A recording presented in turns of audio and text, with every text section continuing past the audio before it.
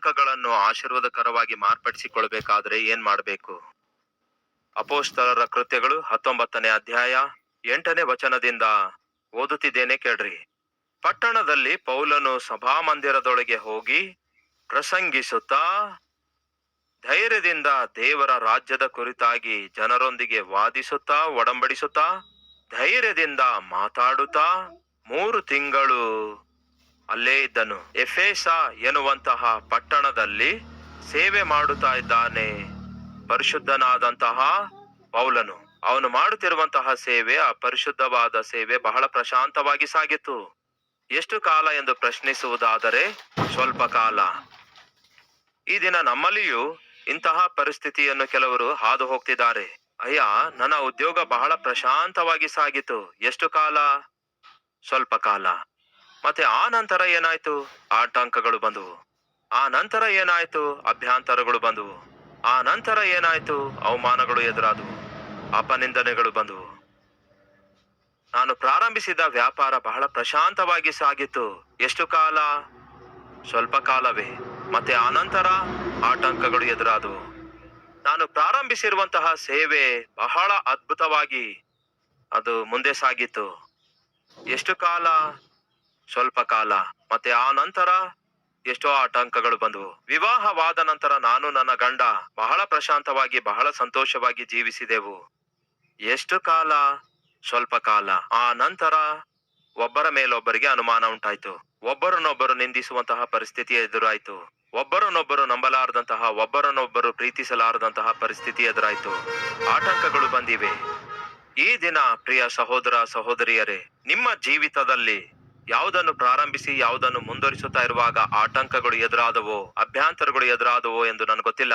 ಅದೇ ರೀತಿ 2000 ವರ್ಷಗಳ ಹಿಂದೆ ಪೌಲನು ಪ್ರಾರಂಭಿಸಿದಂತಹ ಸೇವೆಯಲ್ಲಿ ಆಟಂಕಗಳು ಎದುರಾದವು. ಪ್ರಶಾಂತವಾಗಿ ಸೇವೆ ಮುಂದುವರಿಯುವಂತಹ ಸಮಯದಲ್ಲಿ ಆಟಂಕ ಎದುರಾಯಿತು. ಹೇಗೆ? ಯಾವುದು? ಯಾಕೆ?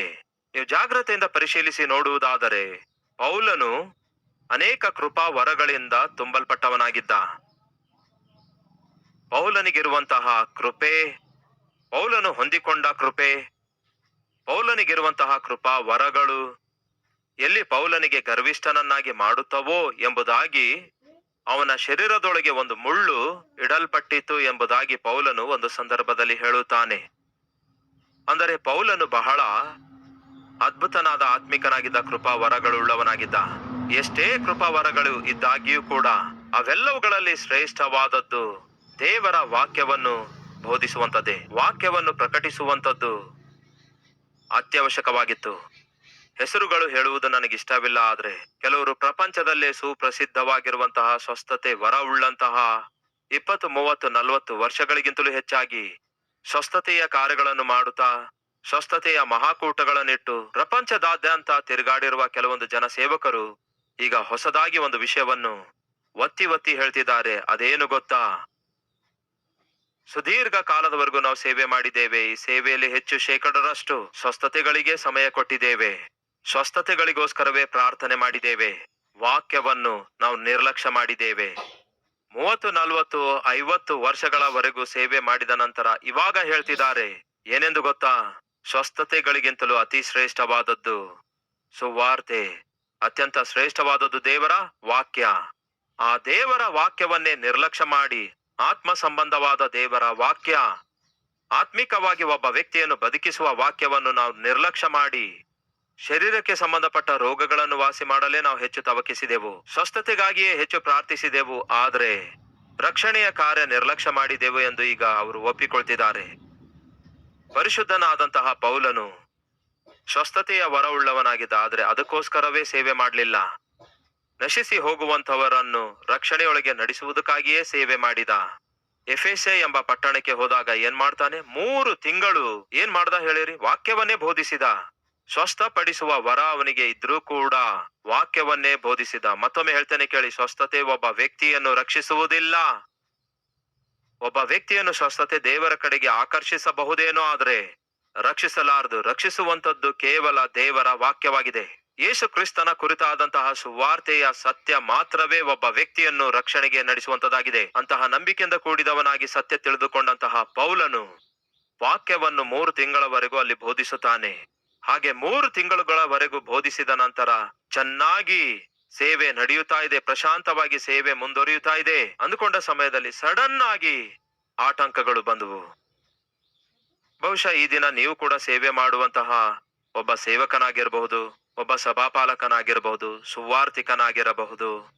ನೀವು ಮಾಡ್ತಿರುವ ಸೇವೆ ಬಹಳ ಕಾಲದವರೆಗೂ ಬಹಳ ಚೆನ್ನಾಗಿ ಮುಂದುವರಿದಿರಬಹುದು. ಆದರೆ ಈ ದಿನ ಆಟಂಕ ನಿಮಗೆ ಎದುರಾಗಿರಬಹುದೇನೋ, ಅಭ್ಯಂತರ ನೀವು ಎದುರಿಸುತ್ತಾ ಇರಬಹುದೇನೋ.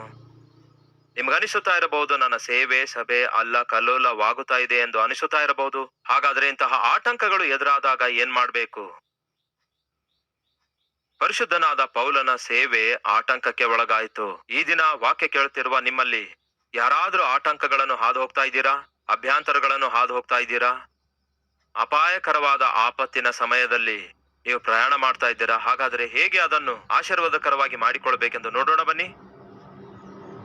ದೇವರ ರಾಜ್ಯದ ಕುರಿತಾಗಿ ವಾದಿಸುತ್ತಾ, ಒಡಂಬಡಿಸುತ್ತಾ, ಧೈರ್ಯದಿಂದ ಮಾತಾಡುತ್ತಾ 3 ತಿಂಗಳು ಅಲ್ಲೇ ಇದ್ದನು. ಆದರೆ ನೋಡಿದ್ರ, ಆದರೆ 3 ತಿಂಗಳು ಕಾಲ ಕಳೆದನು.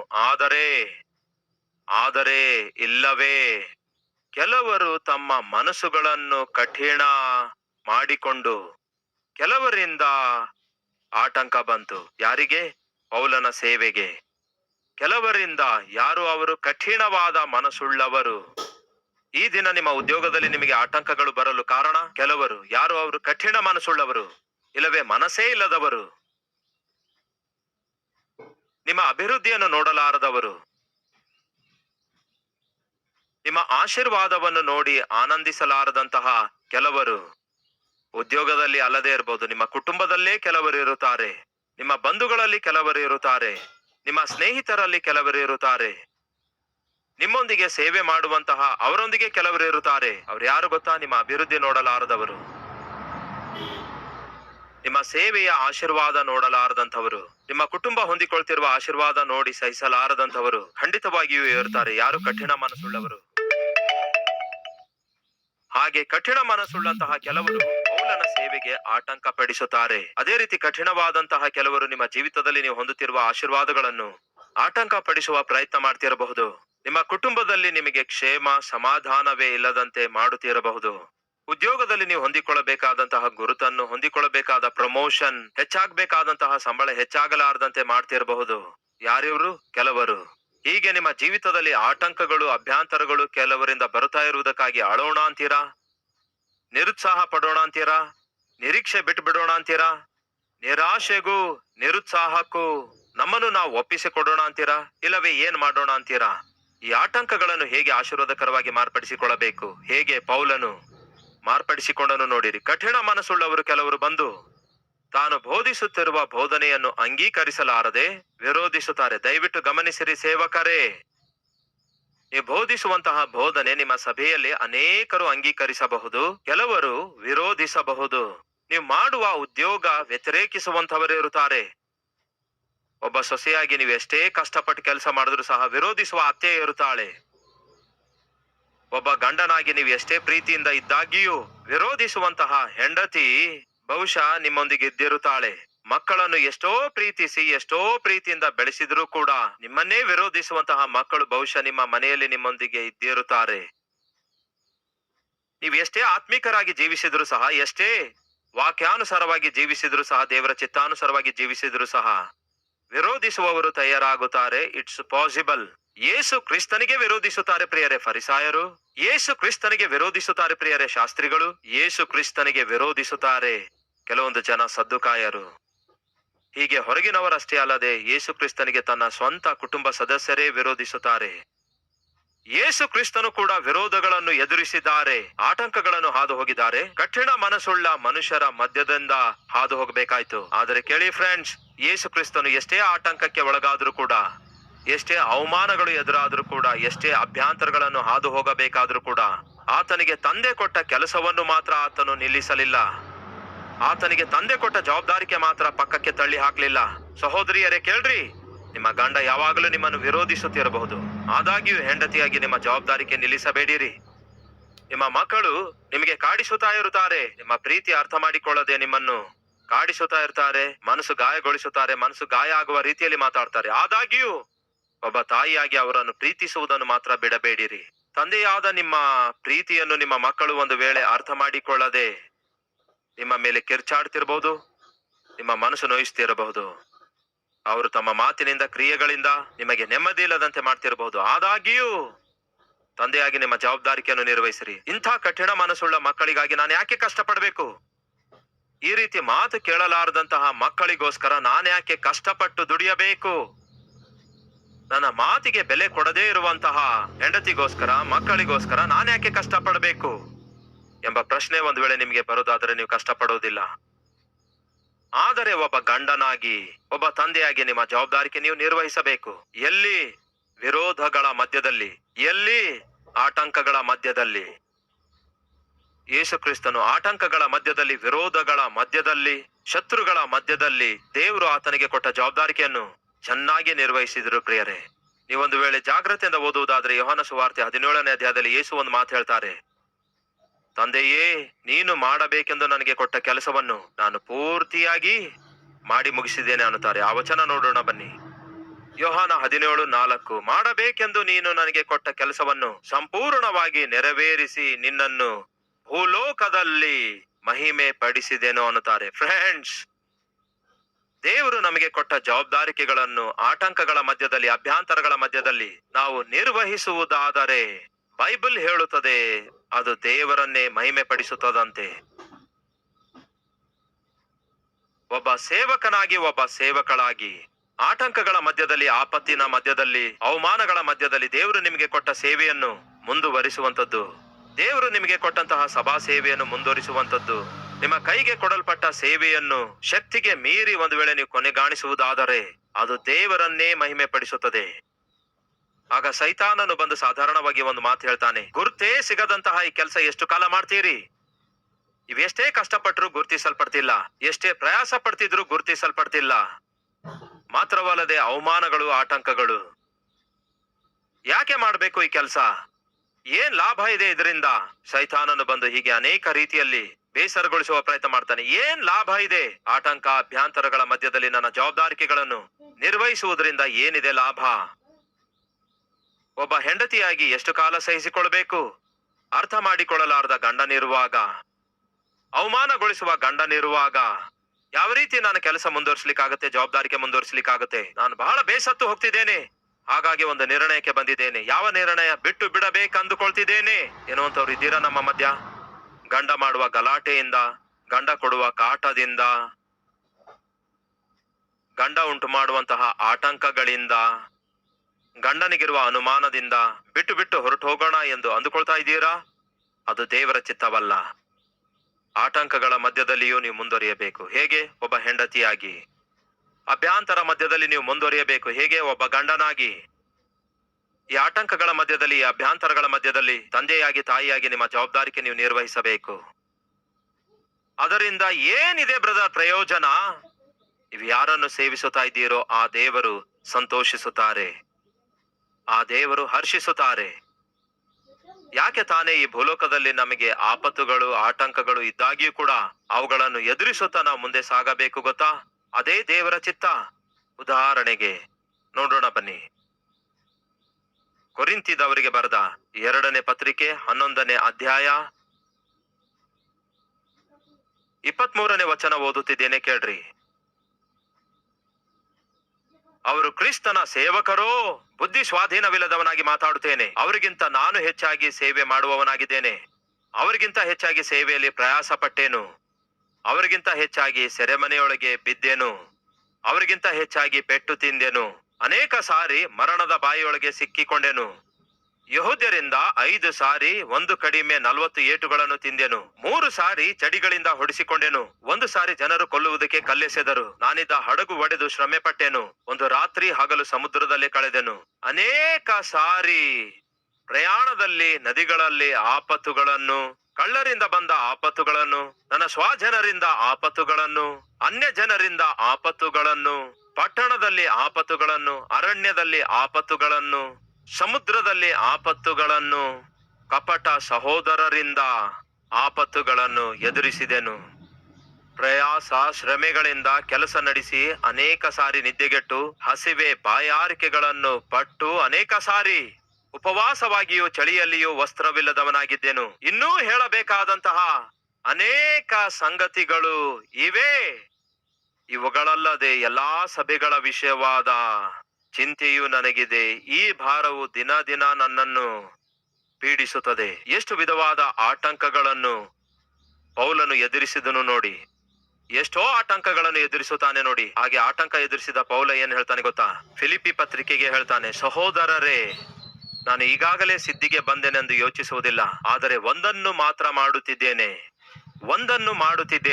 ಹಿಂದಿನ ಸಂಗತಿಗಳನ್ನು ಮರೆತು ಅವಮಾನಗಳಿವೆ, ಅಪನಿಂದನೆಗಳಿವೆ, ಅಪಾಯಗಳಿವೆ, ಆಪತ್ತುಗಳಿವೆ. ಇವೆಲ್ಲವುಗಳನ್ನು ಮರೆತು, ಎಸ್ ಫ್ರೆಂಡ್ಸ್, ಮುಂದಕ್ಕೆ ಸಾಗಬೇಕಾದ್ರೆ ಏನ್ ಮಾಡಬೇಕು? ಮರ್ತು ಹೋಗ್ಬೇಕು. ಏನನ್ನು ಮರ್ತು ಹೋಗ್ಬೇಕು? ಗಾಯಗಳನ್ನು ಮರ್ತು ಹೋಗ್ಬೇಕು. ಏನನ್ನು ಮರ್ತು ಹೋಗ್ಬೇಕು? ಅವಮಾನಗಳನ್ನು ಮರ್ತು ಹೋಗ್ಬೇಕು, ನಿಂದೆಗಳನ್ನು ಮರ್ತು ಹೋಗ್ಬೇಕು. ಯಾವಾಗ ನೋಡಿದ್ರು ನಿಂದಿಸುವ ಗಂಡ ಇದ್ದಾನೆ ಅಂದ್ಕೊಳ್ಳಿ. ಹಾಗೆ ನಿಂದಿಸುವ ಗಂಡನೊಂದಿಗೆ ಸಂಸಾರ ಮಾಡೋದು ಸುಲಭ ಆಗ್ತದಂತೀರಾ? ಸಾಧ್ಯವಿಲ್ಲ. ಆದರೆ ಆ ಹೆಂಡತಿ ಮುಂದಕ್ಕೆ ಸಾಗಬೇಕಾದ್ರೆ ಏನ್ ಮಾಡಬೇಕು? ಪ್ರತಿದಿನ ರಾತ್ರಿ ಮಲಗಲು ಹೋಗೋದಕ್ಕಿಂತ ಮುಂಚೆ ಆ ದಿನದವರೆಗೂ, ಅಂದಿನವರೆಗೂ, ಆ ಗಳಿಗೆಯವರೆಗೂ ಹೊಂದಿಕೊಂಡ ಅವಮಾನಗಳೆಲ್ಲವನ್ನು ಕೂಡ ಸಮಾಧಿ ಮಾಡಬೇಕು. ದೇವರು ಅನುಗ್ರಹಿಸುವ ಮತ್ತೊಂದು ಶುಭ ಉದಯದಲ್ಲಿ ಅವಳು ಮತ್ತೆ ನೂತನವಾಗಿ ತನ್ನ ಕುಟುಂಬ ಜವಾಬ್ದಾರಿಕೆಗಳನ್ನು ಪ್ರಾರಂಭಿಸಬೇಕು. ಹಿಂದೆ ಇರುವವುಗಳನ್ನು ಮರೆತು, ಗಂಡ ಅಂದಿರುವ ಮಾತುಗಳನ್ನು ಮರೆತು, ಹೆಂಡತಿ ಅಂದಿರುವ ಮಾತುಗಳನ್ನು ಮರೆತು, ಸಭಿಕರು ಅಂದಿರುವ ಮಾತನ್ನು ಮರೆತು, ಸಭಾ ಹಿರಿಯರು ಅಂದಿರುವ ಮಾತನ್ನು ಮರೆತು, ಉದ್ಯೋಗ ಮಾಡುವ ಸ್ಥಳದಲ್ಲಿ ನಿಮ್ಮ ಸುತ್ತಲೂ ಇರುವಂತವರು ನಿಮಗೆ ಆಡಿರುವ ಮಾತುಗಳನ್ನು ಮರೆತು ನೀವು ಮತ್ತೆ ಫ್ರೆಶ್ ಆಗಿ ಆ ದಿನವೇ ಹೊಸದಾಗಿ ನಿಮ್ಮ ಉದ್ಯೋಗಕ್ಕೆ ಸೇರಿದಂತೆ ನಿಮ್ಮ ಜೀವಿತವನ್ನು ಪ್ರಾರಂಭಿಸಿರಿ. ನಿನ್ನೆಯೇ ಮದುವೆ ಆದಂತೆ ಮತ್ತೆ ನಿಮ್ಮ ಕುಟುಂಬ ವ್ಯವಸ್ಥೆಯನ್ನು ಪ್ರಾರಂಭಿಸಿರಿ, ನಿಮ್ಮ ಸಂಸಾರವನ್ನು ಪ್ರಾರಂಭಿಸಿರಿ, ನಿಮ್ಮ ಸೇವೆಯನ್ನು ಪ್ರಾರಂಭಿಸಿರಿ. ಪೌಲನು ಒಂದು ದೊಡ್ಡ ಲಿಸ್ಟ್ ಕೊಟ್ಟಿದ್ದಾನಲ್ಲವೇ? ಆ ಲಿಸ್ಟ್ ಅಲ್ಲಿ ಕನಿಷ್ಠ 10% ಆದರೂ ನಾವು ಅನುಭವಿಸಿದ್ದೇವೆ ಅಂತೀರಾ? ಒಂದು ಸಾರಿ ಅಲ್ಲ, ಅನೇಕ ಸಾರಿ ಅಂತೆ, ಅನೇಕ ಸಾರಿ, ಬಹಳಷ್ಟು ಸಾರಿ ನನಗೆ ಹೊಡೆದಿದ್ದಾರೆ, ಬಹಳಷ್ಟು ಸಾರಿ ನನಗೆ ಬೈದಿದ್ದಾರೆ, ಬಹಳಷ್ಟು ಸಾರಿ ಗಾಯಗೊಳಿಸಿದ್ದಾರೆ, ಅವಮಾನ ಪಡಿಸಿದ್ದಾರೆ. ಲೆಕ್ಕಾಚಾರ ಮಾಡಿ ಹೇಳ್ತಾನೆ, ಇನ್ನೂ ಹೇಳಬೇಕಾದದ್ದು ಬಹಳಷ್ಟು ಇದೆ. ಆದರೆ ಇವೆಲ್ಲವುಗಳನ್ನು ಮರೆತು, ಹಿಂದಿನ ಸಂಗತಿಗಳನ್ನು ಮರೆತು, ಮುಂದಿನವುಗಳಿಗೋಸ್ಕರ ಮುಂದೆ ಓಡುತ್ತಾ ಕ್ರಿಸ್ತ ಯೇಸುವಿನಲ್ಲಿ ದೇವರ ಉನ್ನತವಾದ ಕರೆಗೆ ಉಂಟಾಗುವ ಬಹುಮಾನ ಹೊಂದಬೇಕೆಂದು ಗುರಿಯ ಕಡೆಗೆ ಓಡುತ್ತಿದ್ದೇನೆ. ಏನನ್ನು ಆಶಿಸುತ್ತಿದ್ದಾನೆ ಗೊತ್ತಾ? ದೇವರ ಬಳಿಯಿಂದ ಮೆಚ್ಚುಗೆಯನ್ನು ಆಶಿಸುತ್ತಿದ್ದಾನೆ, ದೇವರ ಬಳಿಯಿಂದ ಬಹುಮಾನವನ್ನು ಆಶಿಸುತ್ತಿದ್ದಾನೆ. ಪ್ರಿಯ ಸಹೋದರ ಸಹೋದರಿಯರೇ, ನಮ್ಮ ಜೀವಿತ ಪ್ರಯಾಣದಲ್ಲಿ ಯಾವತ್ತೇ ಆಗಲಿ ಆತಂಕ ಅಭ್ಯಂತರಗಳು ಬರುವಾಗ ನಾವು ಯಾರನ್ನು ನೋಡಿ ಮುಂದಕ್ಕೆ ಸಾಗಬೇಕು ಗೊತ್ತಾ? ಇಗೋ, ನಂಬಿಕೆಯನ್ನು ಹುಟ್ಟಿಸುವಾತನು ಅದನ್ನು ಪೂರೈಸುವಾತನು ಆಗಿರುವ ಯೇಸುವನ್ನೇ ದೃಷ್ಟಿಸುತ್ತಾ ನಾವು ಮುಂದಕ್ಕೆ ಸಾಗಬೇಕು. ಮತ್ತೊಮ್ಮೆ ಹೇಳ್ತೇನೆ, ಉದ್ಯೋಗ ಮಾಡುವ ಸ್ಥಳದಲ್ಲಿ ನಿತ್ಯವೂ ನಿಮ್ಮನ್ನು ಬೇಸರಗೊಳಿಸಿ, ಕಾಡಿಸಿ, ಪೀಡಿಸಿ, ನಿಂದಿಸುವಂತಹ ಆ ದುರ್ಮಾರ್ಗಿಯನ್ನು ನೋಡಿದ್ರೆ ನೀವು ಉದ್ಯೋಗ ಮಾಡ್ಲಿಕ್ಕಾಗಲ್ಲ. ಮತ್ತೊಮ್ಮೆ ಜ್ಞಾಪಕಗೊಳಿಸುತ್ತೇನೆ, ನೀವು ಸೇವೆ ಮಾಡುವ ಸ್ಥಳದಲ್ಲಿ ನೀವೆಷ್ಟೇ ಕಷ್ಟಪಡ್ತಿದ್ರು, ಎಷ್ಟೇ ಪ್ರಯಾಸ ಪಡ್ತಿದ್ರು, ಅರ್ಥ ಮಾಡಿಕೊಳ್ಳದಂತಹ, ಆಧರಿಸಲಾರದಂತಹ, ಆದರಣೆಯಿಂದ ಮಾತಾಡದೇ ಇರುವಂತವರು ನಿಮ್ಮ ಸುತ್ತಲೂ ಇರುವಾಗ ಅವರನ್ನು ನೋಡ್ತಾ ನೀವು ಸೇವೆ ಮಾಡ್ಲಿಕ್ಕಾಗಲ್ಲ. ಈಗ ತಾನೇ ಹೇಳಿದ ಹಾಗೆ ಯಾವಾಗ್ಲೂ ಬಾಧಿಸುವ, ನಿಂದಿಸುವ, ಶೋಧಿಸುವ ಒಬ್ಬ ಗಂಡನಾಗಿ ಹೆಂಡತಿಯಾಗಿ ನೀವಿರೋದಾದ್ರೆ, ಇಲ್ಲವೇ ನಿಮ್ಮ ಮಕ್ಕಳೇ ಹಾಗಿರೋದಾದ್ರೆ, ಅವರನ್ನು ನೋಡ್ತಾ ನೀವು ಆ ಕುಟುಂಬದಲ್ಲಿ ಮುಂದೆ ಸಾಗ್ಲಿಕ್ಕಾಗಲ್ಲ. ಮತ್ತೆ ಯಾರನ್ನು ನೋಡುವಾಗ ನೀವು ಮುಂದೆ ಸಾಗ್ಲಿಕ್ಕಾಗುತ್ತೆ ಗೊತ್ತಾ? ಕರ್ತನಾದ ಯೇಸು ಕ್ರಿಸ್ತನನ್ನು ನೋಡುವಾಗ ಮಾತ್ರವೇ ಮುಂದಕ್ಕೆ ಸಾಗಬಲ್ಲಿರಿ. ಭಕ್ತನಾದ ಪೌಲನು ಆತಂಕಗಳ ಮಧ್ಯದಲ್ಲಿ ಏನ್ ಹೇಳ್ತಾನೆ ಗೊತ್ತಾ? ಹಿಂದಿನ ಸಂಗತಿಗಳನ್ನು ಮರೆತು ಆ ಮುಂದೆ ಇರುವ ಆ ಬಹುಮಾನ, ಯಶ್, ಒಬ್ಬ ಹೆಂಡತಿಯಾಗಿ ಕಷ್ಟಗಳ ಮಧ್ಯದಲ್ಲಿ, ನಷ್ಟಗಳ ಮಧ್ಯದಲ್ಲಿ, ಅವಮಾನಗಳ ಮಧ್ಯದಲ್ಲಿ ನಿಮ್ಮ ಜವಾಬ್ದಾರಿಕೆ ನೀತಿಯಿಂದ ನಿರ್ವಹಿಸುವುದಾದರೆ ನಿಮ್ಗೆ ಬಹುಮಾನ ದೊರಕುತ್ತೆ. ಯಾರು ಕೊಡ್ತಾರೆ ಆ ಬಹುಮಾನ? ಕರ್ತನಾದ ಯೇಸು ಕ್ರಿಸ್ತನು. ಒಬ್ಬ ಗಂಡನಾಗಿ ನಿಮ್ಮ ಜವಾಬ್ದಾರಿಕೆ ನಿರ್ವಹಿಸುವಾಗ ಆತಂಕಗಳ ಮಧ್ಯದಲ್ಲಿ, ಆವೇದನೆಗಳ ಮಧ್ಯದಲ್ಲಿ, ಅನುಮಾನಗಳ ಮಧ್ಯದಲ್ಲಿ ಗಂಡನಾಗಿ ನಿಮ್ಮ ಜವಾಬ್ದಾರಿಕೆ ನಿರ್ವಹಿಸಿ ಮುಂದೆ ವರಿಸುತ್ತಿರುವುದಾದ್ರೆ ನಿಮಗೂ ಬಹುಮಾನವಿದೆ. ಯಾರು ಕೊಡ್ತಾರೆ? ದೇವರೇ ಕೊಡ್ತಾರೆ. ಹಾಗೆಯೇ ಒಬ್ಬ ಸಭಾಪಾಲಕನಾಗಿ, ಸೇವಕನಾಗಿ, ಸುವಾರ್ಥಿಕನಾಗಿ ಆತಂಕಗಳ ಮಧ್ಯದಲ್ಲಿ ನಿಮ್ಮ ಸೇವೆಯನ್ನು ಮುಂದುವರಿಸಿ ಅದನ್ನು ಕೊನೆಗಾಣಿಸುವುದಾದರೆ ಪ್ರತಿಫಲ ಇದೆ ಪ್ರಿಯರೇ. ಎಷ್ಟೇ ಆಟಂಕಗಳು ಬಂದ್ರು, ಎಷ್ಟೇ ಅಭ್ಯಂತರಗಳು ಬಂದ್ರು, ಪೌಲನ ಸೇವೆ ನಿಲ್ಲಲಿಲ್ವಲ್ಲ, ಪೌಲನ ಸೇವೆ ನಿಲ್ಲಿಸಲಿಲ್ವಲ್ಲ. ಮತ್ತೇನ್ ಮಾಡಿದನು? ತಿಮೋತಿಗೆ ಬರೆದ ಪತ್ರಿಕೆ 2ನೇ ಪತ್ರಿಕೆ 4ನೇ ವಚನದಲ್ಲಿ ಈ ಮಾತನ್ನು ಹೇಳ್ತಾನೆ. ಏನೆಂದು ನೋಡೋಣ ಬನ್ನಿ. ಪೌಲನು ತಾನು ಏನ್ ಮಾಡಿದನೆಂದು ಹೇಳ್ತಿದ್ದಾನೆ. 4ನೇ ಅಧ್ಯಾಯ 7ನೇ ವಚನ. ಶ್ರೇಷ್ಠ ಹೋರಾಟವನ್ನು ಮಾಡಿದ್ದೇನೆ, ನನ್ನ ಓಟವನ್ನು ಕಡೆಗಾಣಿಸಿದ್ದೇನೆ. ಏನನ್ನುತ್ತಿದ್ದಾನೆ? ನನ್ನ ಓಟ ಮಧ್ಯದಲ್ಲಿ ನಿಲ್ಲಿಸಿದ್ದೇನೆ. ಯಾಕೆಂದರೆ ಆಟಂಕ ತಾಳಿಕೊಳ್ಳಲಿಕ್ಕಾಗಲಿಲ್ಲ, ಅಭ್ಯಂತರಗಳನ್ನು ತಾಳಲಿಕ್ಕಾಗಲಿಲ್ಲ, ಅನ್ಯಾಯ ತಾಳಿಕೊಳ್ಳಲಿಕ್ಕಾಗಲಿಲ್ಲ. ಹಾಗಾಗಿ ಅರ್ಧದಲ್ಲಿಯೇ ಬಿಟ್ಟಿದ್ದೇನೆ ಅನ್ನುತ್ತಿದ್ದಾನೋ? ಬಹಳ ಜನ ಇದ್ದಾರೆ ಅರ್ಧದಲ್ಲಿ ಬಿಟ್ಟು ಬಿಡೋರು. ಸೇವೆ ಮಾಡ್ತಾ ಅರ್ಧದಲ್ಲೇ ಬಿಟ್ಟು ಬಿಟ್ಟವರು ಇಲ್ಲವೋ? ಅರ್ಧದಲ್ಲೇ ಸಭೆ ಬಿಟ್ಬಿಟ್ಟು ಹೋದವರು ಇಲ್ಲವೋ? ಸಡನ್ ಆಗಿ ದೇವರ ಸೇವೆಯನ್ನು ಬಿಟ್ಬಿಟ್ಟು ಉದ್ಯೋಗ ಮಾಡಲು ಹೋದಂತವರು ಇಲ್ಲವೋ? ಗಂಡನಿಗೆ ಒಬ್ಬನನ್ನಾಗಿ ಬಿಟ್ಟು ಹೆಂಡತಿಗೆ ಒಬ್ಬಳನ್ನಾಗಿ ಬಿಟ್ಟು ಹೋದವರಿಲ್ಲವೋ? ಆ ಕುಟುಂಬ ವ್ಯವಸ್ಥೆಯನ್ನು ಮಧ್ಯದಲ್ಲಿಯೇ ಬಿಟ್ಬಿಟ್ಟು ಹೊರಟು ಹೋದಂತವರು ಜೀವನ ಸಂಗಾತಿಗಳು ಇಲ್ಲ ಅಂತೀರಾ? ಹೆತ್ತು ಸಾಕಿ ಸಲಹಿ ಮಕ್ಕಳಿಗೆ ಅಂತ ಒಂದು ಸ್ಥಿರವಾದಂತಹ ಜೀವಿತವನ್ನು ಒದಗಿಸುವವರೆಗೂ ಖಚಿತವಾಗಿಯೂ ಜೊತೆ ಇರಬೇಕಾದ ತಂದೆ ತಾಯಿ ಸಡನ್ ಆಗಿ ಮಧ್ಯದಲ್ಲೇ ಮಕ್ಕಳನ್ನು ಬಿಟ್ಬಿಟ್ಟು ಅನಾಥರನ್ನಾಗಿ ಬಿಟ್ಬಿಟ್ಟು ತಮ್ಮ ದಾರಿ ತಾವು ಹಿಡಿದು ಹೋದಂತವ್ರು ಇಲ್ಲ ಅಂತೀರಾ? ಇದ್ದಾರೆ ಪ್ರಿಯರೇ. ಅರ್ಧದಲ್ಲೇ ಬಿಟ್ಬಿಟ್ಟು ಹೋದಂತವರಿದ್ದಾರೆ. ಆದರೆ ಪೌಲನು ಮಾತ್ರ ಸಡನ್ ಆಗಿ ಅರ್ಧದಲ್ಲಿ ಬಿಟ್ಟವನು ಅಲ್ವೇ ಅಲ್ಲ. ಬಿಟ್ಟು ಬಿಡಬೇಡಿ ಸಹೋದರಿ ಅರ್ಧದಲ್ಲೇ, ಬಿಟ್ಟು ಬಿಡಬೇಡಿ ಸಹೋದರರೇ ಅರ್ಧದಲ್ಲೇ, ಬಿಟ್ಟು ಹೋಗಬೇಡಿರಿ ನಿಮ್ಮ ಸೇವೆಯನ್ನು ಅರ್ಧದಲ್ಲಿಯೇ. ಇದು ಹೋರಾಟದಿಂದ ಕೂಡಿದಾಗಿದೆ. ಏನ್ ಹೇಳ್ತಿದ್ದಾನೆ? ನಾನು ಒಳ್ಳೆ ಹೋರಾಟವನ್ನು ಹೋರಾಡಿದ್ದೇನೆ. Yes, it's a fight, it's a battle. ನಿಮಗಿರುವಂತಹ ಕುಟುಂಬ ವ್ಯವಸ್ಥೆ ಒಂದು ಹೋರಾಟ ಆಗಿದೆ. ಕುಡುಕನಾದ ಗಂಡನೊಂದಿಗೆ, ಅಲೆಮಾರಿಯಾದ ಗಂಡನೊಂದಿಗೆ ಸಂಸಾರ ಮಾಡುವುದು ಅಷ್ಟು ಸುಲಭವಲ್ಲ. ಅದು ಹೋರಾಟದಿಂದ ಕೂಡಿದಾಗಿದೆ. ಯಾವಾಗ್ಲೂ ನಿಂದಿಸಿ ಕಾಡಿಸಿ ಪೀಡಿಸುವ ಹೆಂಡತಿಯೊಂದಿಗೆ ಸಂಸಾರ ಮಾಡುವುದು ಸುಲಭವಲ್ಲ. ಅದು ಹೋರಾಟದಿಂದ ಕೂಡಿದಾಗಿದೆ. ಓದು ಅಂದ್ರೆ ಸರಿಯಾಗಿ ಓದದೆ, ಮಾತು ಕೇಳದಂತೆ, ಯಾವಾಗ ನೋಡಿದ್ರು ಪಟಿಂಗರ್ ಅಂತೆ ತಿರುಗಾಡುವಂತಹ, ಯಾವಾಗ್ಲೂ ಸ್ನೇಹಿತರೊಂದಿಗೆ ಸುತ್ತಾಡುವ ಮಕ್ಕಳನ್ನು ಬೆಳೆಸುವಂತದ್ದು ಹೋರಾಟದಿಂದ ಕೂಡಿದಾಗಿದೆ. ಎಷ್ಟೋ ಪ್ರಯಾಸ ಪಟ್ಟು, ಎಷ್ಟೋ ಪ್ರಾರ್ಥನೆ ಮಾಡಿ ಶಕ್ತಿಯುತವಾದ ಸಂದೇಶವನ್ನು ಸಾರಿದಾಗಿಯೂ ಆ ಸಂದೇಶವನ್ನು ಅಂಗೀಕರಿಸಲಾರದೆ ಆಟಂಕ ಪಡಿಸುವ ಸಭಾ ಹಿರಿಯರ ಮಧ್ಯದಲ್ಲಿ ಸೇವೆ ಮಾಡುವುದು ಹೋರಾಟದಿಂದ ಕೂಡಿದಾಗಿದೆ. ನೀವು ಎಷ್ಟೇ ಕಷ್ಟಪಟ್ಟು ಕೆಲಸ ಮಾಡುತ್ತಿದ್ದಾಗಿಯೂ ಗುರುತು ಸಿಗಲಾರದಂತಹ ಉದ್ಯೋಗ ಮಾಡುವಂತದ್ದು ಹೋರಾಟದಿಂದ ಕೂಡಿದಾಗಿದೆ. ಈ ದಿನ ಸಹೋದರ ಸಹೋದರಿಯರೇ, ಯಾವ ಹೋರಾಟ ನೀವು ಹಾದು ಹೋಗ್ತಾ ಇದ್ದೀರಿ ಎಂದು ನನಗೆ ಗೊತ್ತಿಲ್ಲ. ಖಚಿತವಾಗಿ ಒಂದಲ್ಲ ಒಂದು ಹೋರಾಟ ಹಾದು ಹೋಗ್ತಾ ಇದ್ದೀರಿ. ಹೋರಾಡಿರಿ. ಬೈಬಲ್ ಹೇಳ್ತದೆ 2 ಮಾರ್ಗಗಳಿವೆ, ಒಂದು ಅಗಲವಾದ ಮಾರ್ಗ, ಇನ್ನೊಂದು ಇಕ್ಕಟ್ಟಾದ ಮಾರ್ಗ. ಬೈಬಲ್ ಏನ್ ಹೇಳ್ತದೆ ಗೊತ್ತಾ? ಅಗಲವಾದ ಮಾರ್ಗದಲ್ಲಿ ಅನೇಕರು ಹೋಗ್ತಾರೆ, ಆದರೆ ಇಕ್ಕಟ್ಟಾದ ಮಾರ್ಗದಲ್ಲಿ ಪ್ರವೇಶಿಸಲು ಹೋರಾಡಿರಿ. ನೀವು ಇಕ್ಕಟ್ಟಾದ ಮಾರ್ಗ ಆರಿಸಿಕೊಳ್ಳುವುದಾದ್ರೆ, ಕ್ರಿಸ್ತನ ಮಾರ್ಗ ಆರಿಸಿಕೊಳ್ಳುವುದಾದ್ರೆ, ಆ ಮಾರ್ಗದಲ್ಲಿ ಹೋರಾಟಗಳಿವೆ. ಪ್ರತಿ ದಿನ ನೀವು ಹೋರಾಡಬೇಕಾಗ್ತದೆ. ಮೊದಲು ಸೈತಾನನೊಂದಿಗೆ, ಸೈತಾನನ ಯುಕ್ತಿಗಳೊಂದಿಗೆ, ಸೈತಾನನ ತಂತ್ರಗಳೊಂದಿಗೆ ಪ್ರತಿ ದಿನ ನೀವು ಹೋರಾಡಬೇಕಾಗತ್ತೆ. ಪ್ರತಿ ಗಳಿಗೆ ನೀವು ಹೋರಾಡಬೇಕಾಗತ್ತೆ. ಆತ್ಮಿಕ ಜೀವಿತವೇ ಒಂದು ಹೋರಾಟವಾಗಿದೆ. ನಿಮ್ಮ ಆತ್ಮಿಕತೆ ಕಾಪಾಡಿಕೊಳ್ಳುವುದೇ ಒಂದು ಹೋರಾಟವಾಗಿದೆ. ನಿಮ್ಮ ಸಾಕ್ಷಿ ಕಾಪಾಡಿಕೊಳ್ಳುವುದು ಒಂದು ಹೋರಾಟವಾಗಿದೆ. ನಿಮ್ಮ ಕುಟುಂಬ ಕಟ್ಟಿಕೊಳ್ಳುವುದು ಒಂದು ಹೋರಾಟವಾಗಿದೆ. ಭಕ್ತನಾದ ಪೌಲನು ಹೇಳ್ತಾನೆ, ಎಷ್ಟೇ ಆಟಂಕಗಳು ಬಂದ್ರು, ಎಷ್ಟೇ ಅಭ್ಯಂತರಗಳು ಬಂದ್ರು, ಅಪಾಯಗಳು ಬಂದ್ರು, ನನ್ನ ಹೋರಾಟ ಮಾತ್ರ ನಿಲ್ಲಿಸಿಲ್ಲ ಅನ್ನುತ್ತಾನೆ. ಶ್ರೇಷ್ಠ ಹೋರಾಟ ಹೋರಾಡಿದ್ದೇನೆ. ಅಷ್ಟೇ ಅಲ್ಲ, ಮುಂದೆ ಏನ್ ಹೇಳ್ತಾನೆ? ನನ್ನ ಓಟವನ್ನು ಕಡೆಗಾಣಿಸಿದ್ದೇನೆ. I have finished my race. ದೇವರು ನನಗೆ ಯಾವ ಕೆಲಸ ಜವಾಬ್ದಾರಿಕೆ ಕೊಟ್ಟಿದ್ದಾರೋ ಅದನ್ನು ಫಿನಿಶ್ ಮಾಡಿದ್ದೇನೆ ಅನ್ನುತ್ತಾನೆ. ಈಗ ತಾನೇ ಕರ್ತನಾದ ಯೇಸು ಹೇಳಿದ ಮಾತನ್ನು ಓದಿದ್ದೇವೆ. ತಂದೆಯೇ, ನೀನು ನನ್ನ ಕೈಗೆ ಕೊಟ್ಟಿರುವ ಕೆಲಸವನ್ನು ನಾನು ಪೂರ್ತಿಗೊಳಿಸಿದ್ದೇನೆ, ಆದುದರಿಂದಲೇ ನಿಮ್ಮ ನಾಮವನ್ನು ಮಹಿಮೆ ಪಡಿಸಿದ್ದೇನೆ. ಅರ್ಧದಲ್ಲೇ ಬಿಟ್ಟು ಹೋಗುವಂತವರು ಯಾರು ಕೂಡ ದೇವರನ್ನು ಸಂತೋಷ ಪಡಿಸಲಾರರು.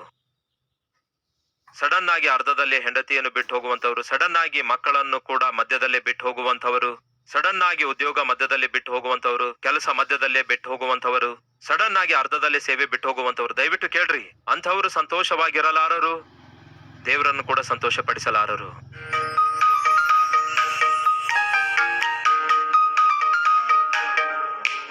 ಪರಿಶುದ್ಧನಾದ ತಂದೆಯೇ, ಆಟಂಕಗಳು, ಅಭ್ಯಂತರಗಳು, ಅವಮಾನಗಳು, ಅಪನಿಂದನೆಗಳು ಇವೆಲ್ಲವುಗಳು ನಮ್ಮ ಜೀವಿತದಲ್ಲಿ ನಾವು ಮುಂದೆ ಸಾಗದಂತೆ, ನಮ್ಮ ಜವಾಬ್ದಾರಿಕೆಗಳನ್ನು ನಿರ್ವಹಿಸಲಾರದಂತೆ ಆಯಾ ಸಮಯಗಳಲ್ಲಿ ನಮ್ಮನ್ನು ಹಿಂದಕ್ಕೆ ಸೆಳೆಯುವುದನ್ನು ದೇವರೇ ನಾವು ನೋಡುತ್ತಿದ್ದೇವೆ. ಕೆಲವೊಂದು ಸಂದರ್ಭದಲ್ಲಿ ಬೇಸರಗೊಂಡು ಬೇಸತ್ತು ಹೋಗಿ ಬಿಟ್ಟು ಹೋಗ್ತಿದ್ದೇವೆ. ಬಿಟ್ರೇನೆ ಚೆನ್ನಾಗಿರುತ್ತೆ ಏನೋ ಅಂದುಕೊಳ್ತಿದ್ದೇವೆ. ಆದರೆ ಪೌಲನ ಜೀವಿತದ ಮೂಲಕ ಮಾತಾಡಿದ್ದೀರಿ. ಬಿಟ್ಟು ಬಿಡುವುದರಿಂದ ಲಾಭವಿಲ್ಲ, ತೊಲಗಿಸಿಕೊಳ್ಳುವುದರಿಂದ ಲಾಭವಿಲ್ಲ. ಆದರೆ ಹೋರಾಡಿ, ಪ್ರಾರ್ಥನೆಯಲ್ಲಿ ಹೋರಾಡಿ, ಸೈತಾನನೊಂದಿಗೆ ಹೋರಾಡಿ, ಸೈತಾನನ ಶಕ್ತಿಗಳೊಂದಿಗೆ ಹೋರಾಡಿ, ನೀವು ನೇಮಿಸಿದಂತಹ ಮಾರ್ಗದಲ್ಲಿ ಮುಂದಕ್ಕೆ ಸಾಗಬೇಕು. ಓಟ ಕೊನೆಗಾಣಿಸಬೇಕು, ಸೇವೆ ಕೊನೆಗಾಣಿಸಬೇಕು, ಜವಾಬ್ದಾರಿಕೆಗಳನ್ನು ಕೊನೆಗಾಣಿಸಬೇಕು, ಕೊಟ್ಟ ಉದ್ಯೋಗದಲ್ಲಿನ ಜವಾಬ್ದಾರಿಕೆ ಕೊನೆಗಾಣಿಸಬೇಕು. ಅವರನ್ನು ಇವರನ್ನು ನೋಡಿ ಹೋಲಿಸಿಕೊಳ್ಳುವುದಾದರೆ ನಾವು ನಿಂತು ಹೋಗುತ್ತೇವೆ. ಆದರೆ ದೇವರೇ, ಪೌಲನ ಹಾಗೆ ನಿಮ್ಮನ್ನೇ ನೋಡುವ ಕೃಪೆಯನ್ನು ನಮಗೆ ದಯಪಾಲಿಸಿರಿ. ಪೌಲನ ಹಾಗೆ ಹಿಂದಿನ ಸಂಗತಿಗಳನ್ನು ಮರೆತು ಮುಂದಿರುವವುಗಳನ್ನೇ ದೃಷ್ಟಿ ಇಟ್ಟುಕೊಂಡು ಓಡುವ ಕೃಪೆಯನ್ನು ನಮಗೆ ದಯಪಾಲಿಸಿರಿ. ಆಟಂಕಗಳನ್ನು ಆಶೀರ್ವಾದಕರವಾಗಿ ಮಾರ್ಪಡಿಸಿಕೊಳ್ಳಬಲ್ಲಂತಹ ಅದ್ಭುತವಾದ ಆತ್ಮಿಕತೆ ನಮ್ಮೆಲ್ಲರಿಗೂ ದಯಪಾಲಿಸಿರಿ ಎಂದು ಯೇಸುವಿನ ನಾಮದಲ್ಲಿ ಬೇಡಿ ಹೊಂದಿದ್ದೇವೆ ತಂದೆಯೇ, ಆಮೇನ್.